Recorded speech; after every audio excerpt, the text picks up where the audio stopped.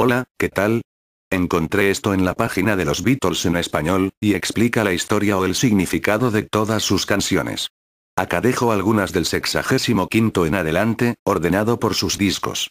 Es muy interesante. The Beatles, historias de sus canciones. Norwegian Wood, This Bird Has Flown, título de trabajo. This Bird Has Flown Lennon. John, guitarra acústica y voz. Paul, bajo y voces. George, sitar. Ringo, crótalos, pandereta y maracas. Segin Turner, John escribió Norwegian Wood, This Bird Has Flown, durante unas vacaciones de esquí en St. Moritz, Suiza, mientras que Harry afirma que lo hizo en su casa en Kenwood con George. Lo que hoy en día es sin duda un clásico de los Beatles, causó impacto en aquel entonces por el uso del sitar por primera vez en un disco occidental. El instrumento fue llevado como no, por George, y se dobló en la canción. El tema ha sido objeto de estudio en varias ocasiones por parte de los beatlemaníacos debido a su significado un tanto confuso. Parece claro hoy, que John estaba escribiendo sobre una infidelidad, y suavizó el final para ocultárselo a su mujer Cynthia. La discusión normalmente se centra en saber si John quema el apartamento al final de la canción, una idea que aparentemente sugirió Paul. Hay que destacar de manera especial las voces que hace Paul y la sección de ritmo a cargo de Ringo, muy alejada de su bombo habitual. Gel, Lennon, John, guitarra acústica y voz. Paul, bajo y voces. George, guitarra acústica y voces. Ringo, batería. Esta canción se ha convertido en un clásico de los Beatles a través de los años, y sin embargo fue escrita por John bajo presión ya que la fecha límite del LP se acercaba. La letra, según John, no trata de ninguna chica en especial, sino sobre una chica de ensueño. También confesó más tarde, que la frase "A man must break his back to earn his day of leisure" era una referencia directa a la cristiandad, y especialmente a esta idea que John no compartía. Las voces de Paul y John no hacen otra cosa que repetir la palabra tic-teta, sin cesar. La canción es totalmente acústica. Una guitarra fuzz fue grabada por George, pero no se mezcló en el disco. El solo del final tiene unos aires griegos bastante pronunciados. In Looking Through You. McCartney, John, guitarra acústica y voces. Paul, bajo y voz. George, guitarra solista y pandereta. Ringo, batería, órgano Hammond. Cuando Paul escribió esta canción vivía en una pequeña habitación en la casa de la familia Asher en Londres. Sin embargo, Jane Asher, su novia, se había marchado a Bristol para continuar con su carrera como actriz. Durante esos días Paul tenía una actitud bastante egoísta hacia las mujeres, y pensó: "Te marchas, bien, ya buscaré a otra". En la carátula del disco Ringo aparece como instrumentista de un órgano Hammond, y aunque en algunas fuentes se cita que dicho órgano no aparece, está justo después de cada In Looking Through You, You're Not the Same, con dos cortos acordes que coinciden con la guitarra de George, una especie de bip bip. In My Life. Lennon-McCartney. John, voz. Paul, bajo y voces. George, guitarra solista. Ringo, batería. George Martiniano a doble velocidad. John había decidido escribir una canción autobiográfica hacía casi un año. Empezó In My Life como un poema largo, en el que relataba un viaje en autobús desde Menlove Avenue, donde vivía, hasta el centro de Liverpool. Lugares tales como Penny Lane o Strawberry Field eran mencionados. Sin embargo, esta letra no le satisfizo a John, que la encontró aburrida. Tras ello escribió la letra que todos conocemos, sobre los lugares que recordaba, y sus amigos muertos y vivos. Se refería en especial a Stuart Sutcliffe y Pete Shotton, aunque John recordaba que Paul había escrito la parte central de la canción. Según Paul, él escribió la melodía completa basándose en la letra de John. La parte del solo se dejó en blanco durante la grabación, para que luego se grabara un solo al más puro estilo barroco tocado por George Martin. El curioso sonido evocando al de un pianoforte se consiguió grabando un piano y reproduciéndolo luego al doble de velocidad. John recordaba In My Life como su primer gran trabajo. La letra de In My Life se encuentra en una de las paredes de lo que fuera el Cavern Club. I'm Only Sleeping. Lennon, John, guitarra acústica y voz. Paul, bajo y voces. George, guitarra solista y voces. Ringo, batería. I'm Only Sleeping es una de las canciones que nos permite conocer al verdadero John Lennon. Muchos de sus biógrafos están de acuerdo en que a John le encantaba quedarse en la cama durante horas. Y precisamente eso es de lo que John habla en esta canción. Por supuesto, como en muchas otras ocasiones durante la carrera de los Beatles, a la canción se le buscó un significado oculto de consumo de drogas. El hecho es que Lennon calentó la cama bastante a lo largo de su vida, y no estaba demasiado avergonzado de contárnoslo en esta excelente canción. De particular interés son las dos guitarras grabadas al revés de George Harrison que añadieron bastante dificultad a la grabación. She-side, Lennon, John, guitarra acústica, órgano y voz. Paul, bajo. George, guitarra solista y voces. Ringo, batería. La primera vez que John y George tomaron LSD de manera deliberada, fue en una fiesta que daban en Los Ángeles durante el verano del 65, la primera vez que habían tomado la droga. La experiencia finalizó con una persecución en coche por todo Londres durante la noche. El resultado final no fue especialmente gratificante. En esta ocasión se encontraban con el actor Peter Fonda, hermano de Jane, y dado que este tenía más experiencia que los dos Beatles en viajar, intentó guiarlos. Cuando George le dijo al actor que se moría, el actor le dijo que cuando tenía 10 años se había disparado accidentalmente en el estómago a sí mismo, y que su corazón se paró 3 veces. "I know what is like to be dead", sé cómo es estar muerto, a lo que John respondió: "You're making me feel like I've never been born. Who put all that shit in your head?". Me estás haciendo sentir como si no hubiera nacido nunca. ¿Quién te ha metido toda esa mierda en la cabeza? Aunque la primera versión de la canción era bastante agresiva, John la suavizó al final refiriéndose a una mujer y cambiando algunas frases. Tomorrow never knows. Lennon. Título de trabajo. Mark I. Jonandereta y voz. Paul, bajo. George, guitarras solistas. Ringo, batería. George Martin, piano. También en Revolver, Rubber Soul, el último tema en el álbum, fue el primero que se grabó. La letra fue sacada de una versión de Timothy Leary del libro tibetano de los muertos. El título fue de nuevo una frase de Ringo. Varios efectos están dispersados por la grabación, dándole el sonido totalmente psicodélico que se consiguió al final. Primero, el ritmo hipnótico conseguido mediante un micrófono pegado al bombo de la batería de Ringo y la misma nota tocada en el bajo de Paul. Una sola nota se tocó en un órgano Hammond a lo largo de la canción. Varias guitarras, una de ellas al revés, la otra a través de un altavoz Leslie giratorio, y la que proporcionaba el sonido de gaviota, que se consiguió con un bucle de cinta, guitarra al revés con distorsión. Otro sonido bastante característico fue el que se consiguió saturando una cinta magnética. Esto se consiguió quitando el cabezal de borrado de una grabadora, y por lo tanto superponiendo una y otra vez las grabaciones hasta lograr un único sonido. Por último, la voz de John Lennon, que siempre tenía especial manía con su voz, no hizo una excepción aquí. De hecho, lo que pedía era sonar como el Dalai Lama cantando desde el pico de la montaña más alta mientras 4000 monjes cantaban en el fondo. El resultado final fue una voz intensamente tratada con ata al principio y luego la voz sacada por un altavoz Leslie giratorio, que le daba el efecto ondulante al rotar continuamente. Un trabajo verdaderamente experimental, aunque en ningún caso inaguantable. Comet Jeter, Lennon, John. Guitarra rítmica, guitarra solista, pandereta y voz Paul. Bajo, piano eléctrico y voces George. Guitarra solista y maracas. Ringo. Batería. Comet Jeter fue escrita por John para Timothy Leary, quien pretendía presentarse a gobernador de California en 1969, curiosamente contra Ronald Reagan. El eslogan de la campaña era Comet Jeter, Join the Party. La versión original de Comet Jeter tenía una letra diferente: Comet Jeter, Right Now. Don't come tomorrow, don't come alone. Leary, que había estado presente en la grabación del Give Peace a Chance en Montreal, se llevó de allí una demo que John había grabado con su guitarra y la distribuyó por varias emisoras de radio.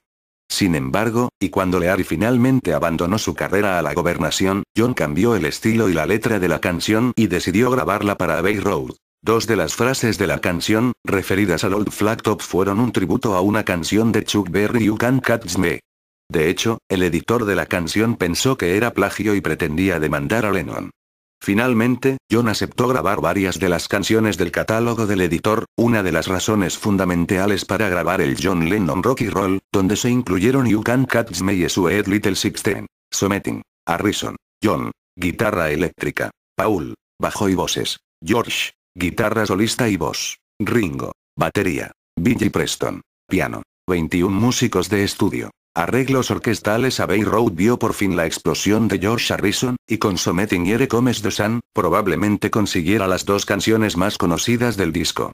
Esta brillante trayectoria se vería culminada meses más tarde con la aparición de su maravilloso triple álbum en solitario All Things Must Pass.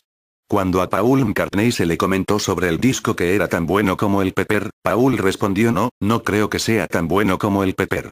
Pero me gusta la canción de George. Creo que es la mejor canción que nunca ha escrito.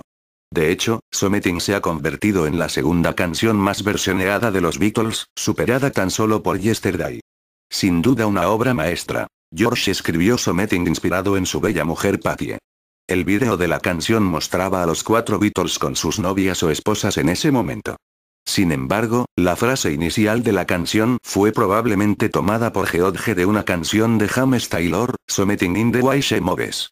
La canción fue compuesta durante las grabaciones del álbum blanco, pero llegó demasiado tarde para que apareciese en él. Posteriormente, George se olvidó un poco de ella, y la ofreció a Joe Cocker y Jackie Lomax para que hicieran versiones, hasta que por fin decidió grabarla con los Beatles para Abbey Road. Una vez más una canción perfecta es culminada por los arreglos orquestales excepcionales de George Martin, el bajo de Paul, la magnífica batería de Ringo y el solo de George, simple pero espléndido. Something fue editada como un single de doble cara junto con Comet o Jeter, Octopus Garden, Starkey, Lennon. Guitarra solista. Paul. Bajo, piano y voces. George. Guitarra solista y voces. Ringo Starr. Batería, percusión y voz. La segunda y última canción de Ringo en un álbum de los Beatles encajó perfectamente en Abbey Road. Aunque la habilidad de Ringo como compositor nunca ha sido destacada, Octopus Garden es una gran canción. Tiene la extraña habilidad de hacerle a uno feliz, con ese ritmo saltarín, el piano casi de honky tonk y las grandes frases a la guitarra de George. Las voces de Paul y George se pasaron a través de compresores y limitadores para crear el efecto de burbujeo. Finalmente, Ringo también decidió añadir el sonido de burbujas sopladas a través de una pajita en un vaso de agua. A Ringo se le ocurrió la idea para Octopus Garden durante unas vacaciones en barco en Cerdeña en 1968. Tras rechazar una comida a base de pulpo, el capitán le comentó cómo los pulpos iban por el lecho marino coleccionando objetos para construir jardines. El tema de la canción, y la voz de Ringo junto con los graciosos efectos de sonido, suelen llevar a la gente a compararla con Yellow Submarine. I Want You, She's So Heavy, Lennon. Título de trabajo. I Want You John. Varias guitarras, órgano Hammond, sintetizador Moog, generador de ruidos blanco y voz Paul. Bajo y voces. George. Varias guitarras, conga y voces Ringo. Batería. I Want You era una canción de amor de John para Yoko. La idea era conseguir una canción lo más simple posible, para que así fuera superior a Eleanor Rigby y Ian the Walrus. De hecho, la manera de entender el arte de Yoko, puede que tuviera bastante influencia en John, que aquí podría estar intentando llevar el minimalismo a la música pop. La grabación de I Want You comenzó en febrero, meses antes de que el proyecto Abbey Road lo hiciera, y con Let It Be aún sin terminar. En ese punto de tomas tempranas, incluso Paul intentó cantarla, aunque debemos admitir que la canción no hubiera sido la misma sin la voz de John. La progresión del bajo y de la guitarra marcan fuertemente la canción, y su final se prolonga a más de 7 minutos, convirtiéndola en uno de los cortes más largos grabados por los Beatles. Tan solo Revolution 9 es más largo. Al final de la canción, el ruido se incrementa con un generador de ruido blanco utilizado por John. Todo se corta de repente en mitad de una frase, y sin saber cómo sale el sol. Here Comes the Sun. Harrison. Paul. Bajo y voces. George. Guitarra acústica, guitarra solista, armonio, sintetizador, palmas y voz Ringo. Batería. Músicos de estudio. Orquesta de 17 músicos. Conforme los asuntos de los Beatles se ponían más y más feos, todos excepto Paul habían votado a favor de Allen Klein como su manager, y se producían constantes reuniones en Apple para negociar la situación. George sintió un día que había oído suficiente y se lo tomó libre. Visitó a su amigo Eric Clapton en Surrey. Mientras caminaba por el jardín se sintió feliz simplemente por caminar bajo el sol, lo que es más que comprensible si habéis vivido en Inglaterra. Creedme, uno es feliz cuando sale el sol, y entonces, y solo entonces entiende a George. Tal y como dijo George, estaba feliz de pasear bajo el sol, y la canción le vino a la cabeza. La canción de principio a fin es simplemente una obra maestra. La alegría se escapa a través de las notas de la increíble guitarra acústica, grabada con notable perfección, y una vez más, la orquestación es perfecta. Todas las piezas encajan a la perfección, con Paul cantando las voces agudas, dándole el toque final. Because. Lennon. John. Guitarra solista y voces. Paul. Bajo y voces. George. Voces. Ringo. Ritmo. George Martin. Clavicordio eléctrico Baldwin Spinett. La canción definitiva en lo que respecta a las armonías vocales fue escrita por John para Abbey Road. Uno nunca se cansa de oír a los tres Fabs fundiendo de manera absoluta sus voces en esta canción. Desconocida para muchos hasta que apareció el Anthology 3, donde todas las voces pueden oírse sin música, Because es una de esas grandes canciones que a todo el mundo le encanta. Nuevamente, y probando que podía escribir otras cosas aparte de rock, John estaba un día escuchando a Yoko tocar en el piano la sonata Claro de Luna, sonata para piano en do sostenido, opus 27, número 2, de Beethoven. Una experiencia maravillosa que todos deberíais probar. Obtuvo primero los acordes y luego escribió la letra. Cuando llegaron al estudio, lo primero que grabaron fue la pista base, con Ringo llevando el ritmo en el hiat, trabajó de metrónomo ese día. Las voces se grabaron luego. Un total de 9. Por supuesto que crear una armonía de 9 voces no es un ejercicio musical trivial, y a partir de la tercera, George Martin les decía las notas que debían cantar. El resultado le deja a uno sin aliento. Across the Universe. Lennon. John. Guitarra acústica, guitarra solista y voz Paul. Piano. George. Tambora y maracas. Ringo. Batería y tom-toms. Músicos de estudio. Orquesta de 35 músicos, coro de 14 voces. Across the Universe es un ejemplo curioso de cómo una canción puede ser manipulada durante la producción, sin que el artista tenga nada que ver con el resultado final. La canción fue grabada en febrero de 1968, más de 2 años antes de la aparición de Let It Be, pero por varias razones, entre ellas que John no estaba realmente satisfecho con el resultado final, se mantuvo inédita hasta 1969. Sí, 1969, ya que el álbum del World Wildlife Fund, una organización ecologista No One Is Gonna Change Our World, se publicó entonces. A la canción se le añadieron sonidos de la naturaleza para esa edición, no previstos por los Beatles, y además se aceleró. Aunque los Beatles pueden ser vistos en Let It Be ensayando Across the Universe, la canción no fue regrabada, y Spector usó la grabación original de 1968 para añadirle arreglos orquestales y un coro. La canción fue hecha más lenta, más aún incluso que la grabación original. Así que ninguna de las dos versiones se puede reproducir a la velocidad de grabación original. Así, que si ahora uno coge el CD Past Masters segundo y escucha la versión que contiene, y luego pone la que se encuentra en Let It Be, inmediatamente le da la sensación de que la versión de Spector es demasiado lenta. La misma operación en el orden inverso, presenta a John Lennon como si hubiera respirado un balón de helio. La canción fue escrita por John en Kenwood tras una discusión con Cynthia. Mientras estaba tumbado en la cama, la frase Pools of Sorrow, Waves of Joy, estanques de pena, ondas de alegría, le vino a la cabeza, y allí se quedó hasta que se levantó y la escribió. I've got a feeling. Lennon, McCartney. John. Guitarra solista y voces. Paul. Bajo y voces. George. Guitarra rítmica. Ringo. Batería. Billy Preston. Órgano. Una vez más la colaboración del mejor equipo de compositores que haya existido. Y una vez más, las canciones eran piezas separadas de un puzzle que finalmente hicieron John y Paul. Paul tenía su canción I've Got a Feeling, y John tenía la suya Everybody Had a Hard Year. Paul comienza cantando su canción, John le sigue con la suya, y casi de manera milagrosa, las dos encajan a la perfección, fundiéndose en un final brillante. La canción fue otra de las grabadas en el concierto del tejado, y de hecho es una canción genuinamente en directo. Headback. McCartney. John. Guitarra solista y voces. Paul. Bajo y voz. George. Guitarra rítmica. Ringo. Batería. Billy Preston. Órgano. Rosetta, o Rosetta. Sweet Rosetta Fart, Shetou Shewasa Cleaner, Bath Shewasa Freeing Pan. Paul y John comienzan de esta manera Headback durante la actuación en el tejado. Y sí, Headback fue grabado en un tejado ventoso, un día gris a la hora de comer. Pero pese a que tanto el principio como el final de la canción corresponden al concierto en el tejado de Savile Road, la versión es la misma que la grabada en estudio para el single. Eso sí, se diferencian en la producción bastante, de hecho un exceso de reverb en la voz de Paul hacen preferible la versión del LP. En los comienzos de la canción, Paul estaba escribiendo sobre política, y en ciertos discos piratas de la canción, hay frases que pueden ser malinterpretadas sobre inmigrantes pakistaníes. Paul estaba precisamente tratando de satirizar a aquellos que pensaban que los inmigrantes debían ser repatriados. Finalmente la canción se quedó en un tema de rock jovial sobre Jojo, un hombre que dejó su casa en Tucson, Arizona. Al final del concierto sobre el tejado, así como al terminar su último LP, John Lennon dijo: "I like to say thank you on behalf of the group and ourselves. Y we passed the audition". Me gustaría dar las gracias en nombre del grupo y de nosotros mismos, y esperamos haber pasado la audición. Si se trataba de una audición de 13 años, desde 1957 hasta 1970, la respuesta, señor Lennon, es sí, la han pasado.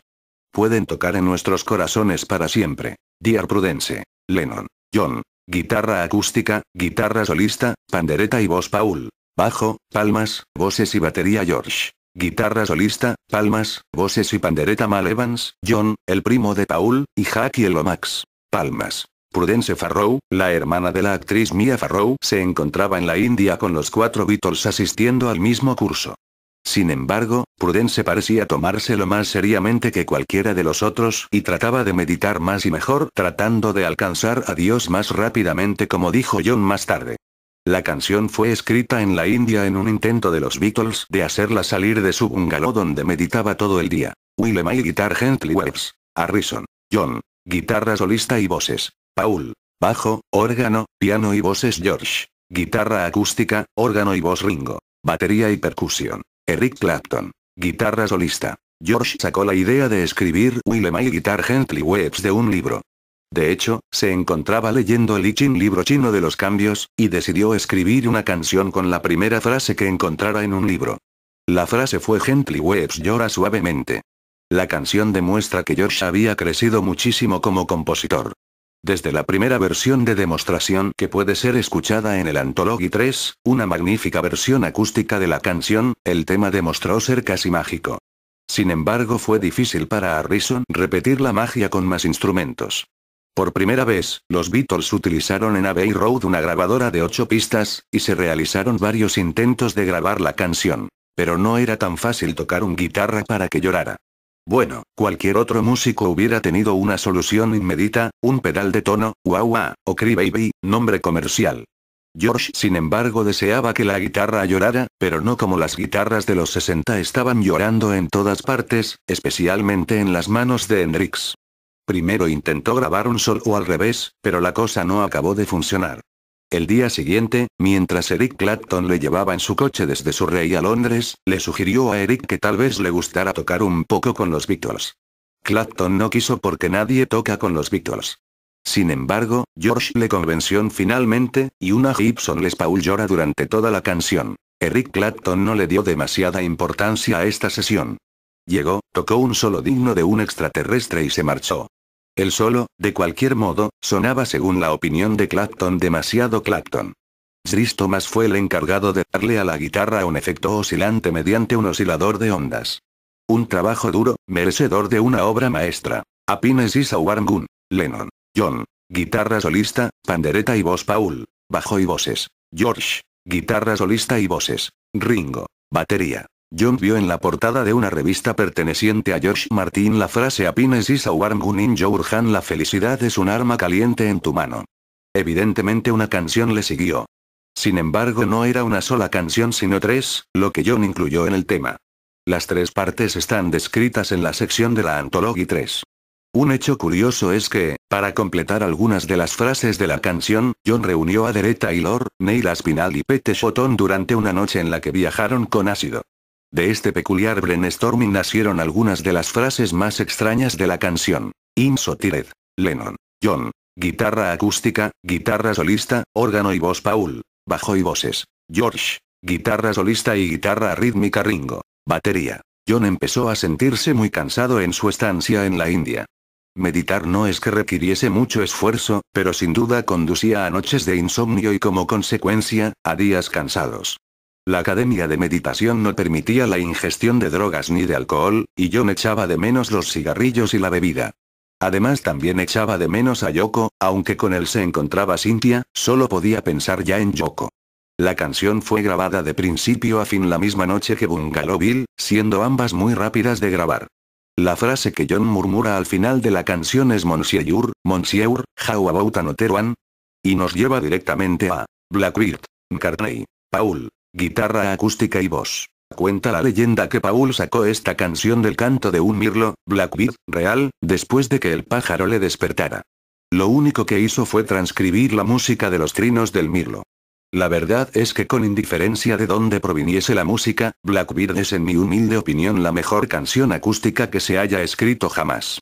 La canción se grabó tan solo con una guitarra acústica tocada de manera magistral por Paul, un metrónomo que marca el tiempo y Paul cantando con mirlos trinando al fondo, eso sí, no en la oscuridad de la noche, Blackbird singing in the dead of night, sino en el jardín trasero de Stuart Elam, donde había grabado los sonidos para EMI hacía 3 años.